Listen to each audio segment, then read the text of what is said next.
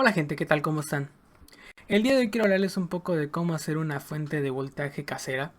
En mi caso, yo hice una fuente de voltaje con dos salidas, una salida fija de 12 volts y una salida regulable de entre 1.5 hasta 16 volts. Y se ve tal que así. En la descripción estarán los componentes que yo usé. Y bueno, es realmente sencillo si tienen las habilidades, las herramientas y el conocimiento suficiente para hacerlo. En el video de hoy vamos a hablar un poco, primero la teoría de qué hace cada componente y cuáles son las etapas que requiere una fuente de voltaje. Vamos a hablar la construcción de la PCB y demás apartados de la fuente. Y bueno, al último vamos a hacer una prueba de la fuente. Así que bueno, empezamos. Vamos a hablar un poco de teoría primero. Uno piensa que una fuente de voltaje es magia y que tiene 1000 componentes y 1000 etapas. De hecho, hace unos 10-15 años una fuente de voltaje era un poco más complicada de hacer y mucho más pesada. Obviamente, referirse a una fuente de voltaje industrial o comercial, pues bueno, no es lo mismo que una fuente casera. En este caso yo tengo acá en mis manos una fuente de voltaje comercial que fue comprada hace ya bastantes años y la cual bueno, pesa bastante. Y bueno, es mucho más compleja de la que veremos hoy.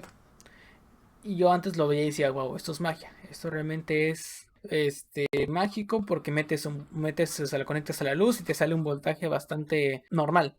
Pero una vez hecha ya la fuente que yo hice, me doy cuenta de que sí, es más complejo. Pero tampoco es magia ni es una ciencia nuclear. Para hacer que funcione esta fuente, se tienen que tener conocimientos básicos de circuitos. Ley de Ohm, corriente alterna, corriente directa, las cuales iré explicando un poco en este video. Y se tiene cuatro etapas. La primera es la transformación, la segunda es la rectificación, la tercera es la filtración y la cuarta la regulación. En este caso vamos a empezar con la transformación, la cual trata de hacer que un voltaje bastante grande se reduzca. Por ejemplo, 127 volts, que es el voltaje pico que podríamos tener conectando la corriente en cualquier dispositivo. Si conectas un osciloscopio verás que bueno, el voltaje será algo así. Nosotros no queremos un voltaje tan grande. Lo que necesitamos es un voltaje más reducido, en este caso 24 volts, para poder trabajarlo con nuestros componentes correctamente. Con ello tenemos este tipo de circuito que es un embobinado, el cual el embobinado principal, que es más grande, se conecta al tomacorrientes en nuestra casa. El embobinado más pequeño se conecta a nuestro circuito. La segunda etapa es la rectificación, la cual trata de usar diodos que nos permiten hacer que esta onda, que es la que recibimos en el transformador, que es un poco más pequeña, transformarlo en esto. Todavía no es la corriente directa como tal, pero nos va a ayudar a quitar esa parte negativa de la onda. Luego la tercera etapa es la filtración, en la cual se usa un capacitor y nos hace la función como un tanque de agua. Nos almacena el voltaje para cuando no se proporcione voltaje en estas partes, se pueda tener un voltaje ya hecho. Y bueno, la última etapa es la etapa que depende más de lo que queramos. Depende de nuestras necesidades con la fuente. Hay gente que usa un LM7812 para tener una fuente de 12 volts. Hay gente en electrónica que usa un 7805 para tener una fuente fija de 5 volts. Hay fuentes que tienen voltaje negativo, voltaje positivo, que usan la facilidad de la vibración central para, bueno, tener estas dos salidas. Y bueno, es un mundo bastante complejo. En mi caso voy a tener dos salidas. Una fija, ya puede ser el LM7805 o el 7812, y una variable, el LM317T. Para la salida fija tenemos literalmente este componente, el cual tiene tres patitas, o terminales, diciéndolo mejor. La primera es la entrada del voltaje, que viene del capacitor. La segunda es la tierra, que va hacia el lado negativo de nuestro capacitor. Y la tercera es la salida, la cual, si conectamos la salida con la tierra, nos dará 12 volts. Nos dará el voltaje indicado. Creo que es necesario decir que, bueno, este tipo de componentes tienen sus especificaciones, su voltaje, su temperatura, su función, su máximo y su mínimo. Así que es muy importante no sobrealimentar o dejar corto ese tipo de componentes ya que puede proporcionar que se quemen o que sufran algún tipo de accidente o que simplemente no funcionen. Y tenemos el segundo tipo de regulador. Ese es un poco diferente. El LM317 es un componente el cual se ve muy parecido, pero sus terminales tienen una función diferente. La primera terminal es de ajuste. La conectas a un potenciómetro, la cual luego se conecta con una resistencia y el potenciómetro a tierra. Y luego esa resistencia se conecta a la segunda patita, que es la salida.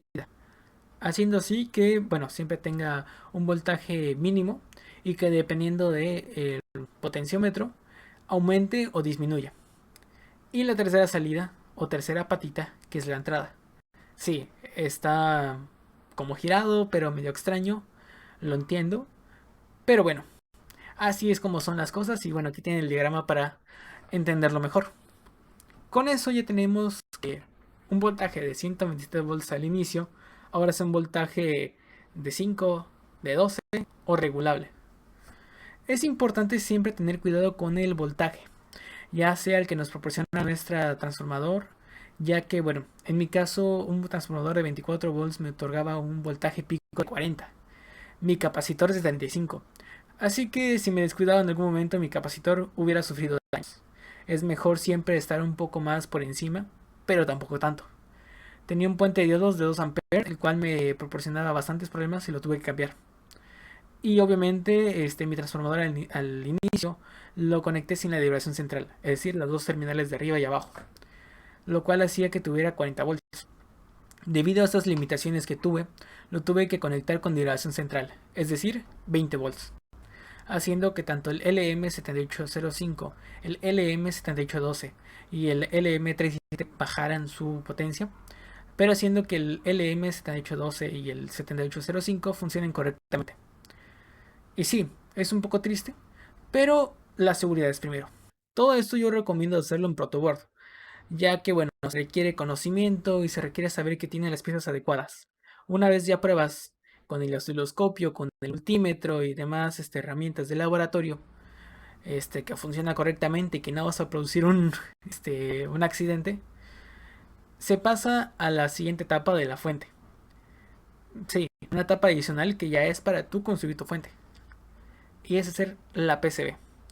En este caso yo tengo acá una PCB defectuosa, la cual por obvias razones me daba cortocircuito, el ácido no actuó lo suficiente. Y aunque al final lo intenté raspar y salvar esta placa, me daba el mismo problema. La verdad desconozco qué fue lo que pasó. Tengo placas mucho mejores que funcionan bien, así que usaré esto para explicarles un poco. Acá se ve el circuito, se ve la entrada, se ve el puente rectificador, el capacitor. Acá se ve, en este caso es el LM317, la resistencia, el conector para el potenciómetro y el LM7812. Con esto, ya tenemos nuestro circuito. Pero, ¿cómo consigue estas placas? Bueno, esas placas hay varias formas. Ya sea literalmente pidiéndolo a China a alguna persona o micromaquinado con una CNC o la forma casera, que es una placa fenólica. Una placa fenólica, la cual se le tiene que diseñar un circuito, ya sea con un software o a mano. Yo recomiendo que sea con un software, que sea, en mi caso, yo en mi universidad contaba con Proteus, que es bastante bueno y bastante fiel a lo que terminó siendo el circuito.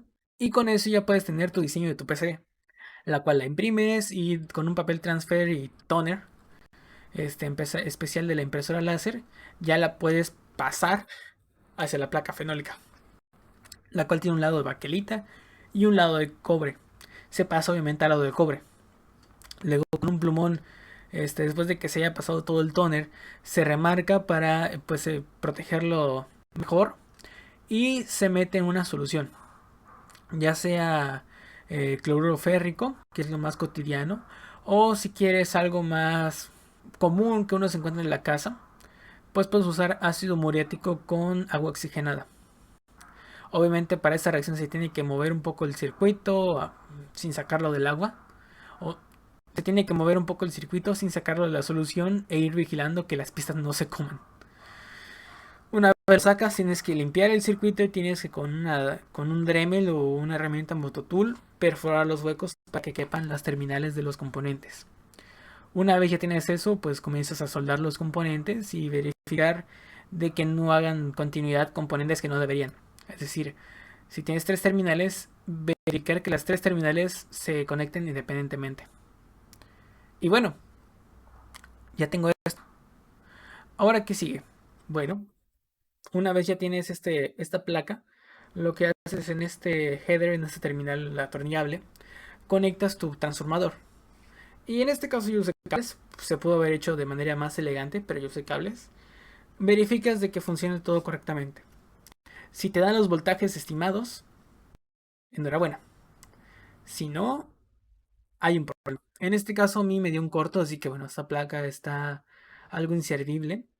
Lástima, sus componentes no son los que finalmente terminé usando, así que fue un poco desperdicio. Y bueno, obviamente no olvides el potenciómetro. Yo puse otro header para no tener que poner el potenciómetro en la placa porque se me hace un poco tonto ponerlo en la placa directamente.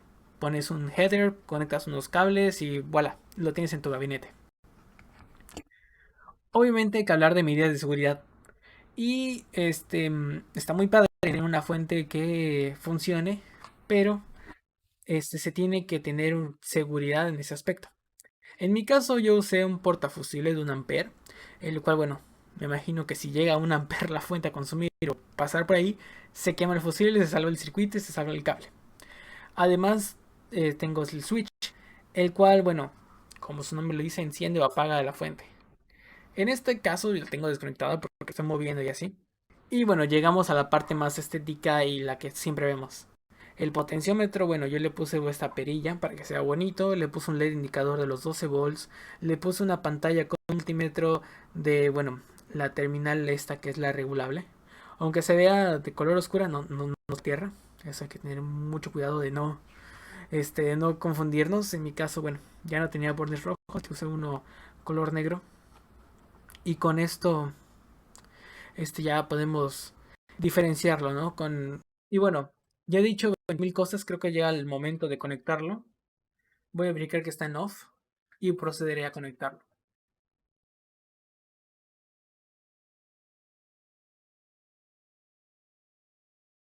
Ok, ya lo conecté y es momento de la verdad. Vaya, 12 volts funcionando.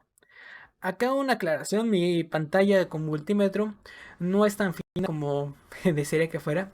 Ya pedí su reemplazo, pero bueno, mi pantalla funciona con 2.5 volts, si no me equivoco. Entonces al proporcionar 1.5 no tenemos el voltaje suficiente para encenderla. Pero solamente tenemos que mover el brillo un poco más. Y voilà, ya funciona. Y si obviamente pues lo llevamos al máximo, nos va a proporcionar el voltaje que le pedimos. En este caso, bueno, hasta el máximo nos va a proporcionar hasta 13 volts porque así está la pantalla. Pero bueno, acá si le conectamos una resistencia, si le conectamos un LED o cualquier cosa que funcione a 12 volts o si lo regulamos a 5 va a funcionar correctamente. Así que aquí ya tendríamos nuestra fuente de voltaje funcional. Procedemos a la primera encendida de nuestro proyecto, O sea, la segunda edición. la versión mejorada.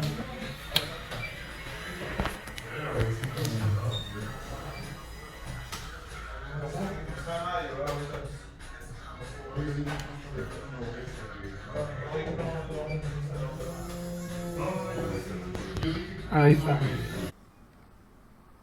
Lo que más me gusta es cuando lo hago. Es muy triste cómo baja la pantallita, pero está bonito esto. Y bueno, ¿cuándo te tardas en hacer esto? No es un trabajo de solo un día. Es un trabajo que requiere bastante tiempo y bastante... Hasta eso inversión, que no son baratos los componentes. Pero una vez lo terminas es muy gratificante. Y bueno, espero que te haya gustado este video. Así que dale un like si tú igual quieres hacer este tipo de proyecto. Sé que no fui tan gráfico, pero la verdad es bastante complejo hacerlo. Así que like y nos vemos. Espero que en otro proyecto te interesante.